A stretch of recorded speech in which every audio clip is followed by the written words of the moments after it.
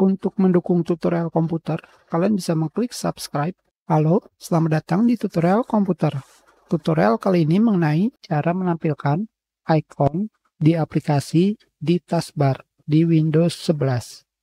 Seperti ini, ketika saya sedang pause video, akan terdapat icon pause, stop, icon stop, dan play, icon play. Sekarang, bagaimanakah jika tidak ada icon tersebut seperti ini? Kembali kalian lihat, tidak ada icon di atas aplikasi. Sekarang, untuk menampilkannya kembali, sangatlah mudah. Kalian tinggal pergi ke taskbar, klik kanan, taskbar setting. Kalian pilih taskbar behavior,